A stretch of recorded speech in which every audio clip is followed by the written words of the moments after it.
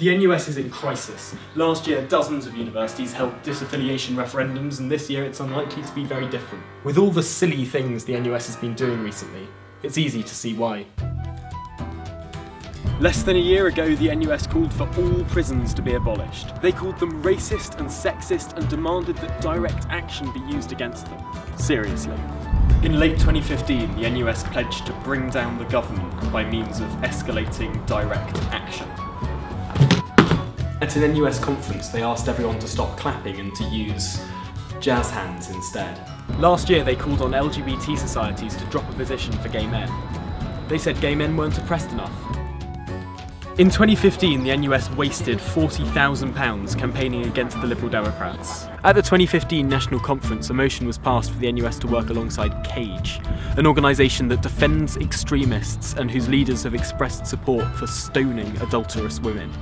The NUS LGBT representative accused Peter Tatchell of being racist and transphobic.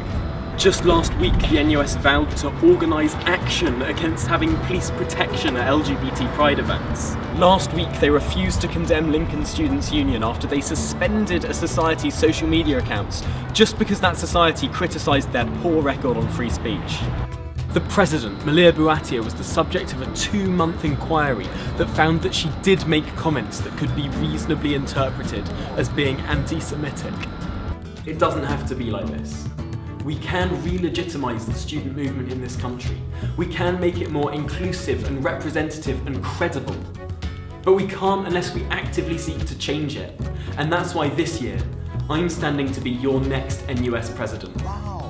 If you agree with me that the NUS should be fighting loudly and credibly for real improvements to the cost of living, for dignity and security for international students, and for enhanced student welfare, then share this video.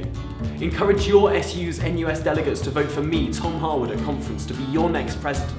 And together we can re-legitimise the student movement in this country.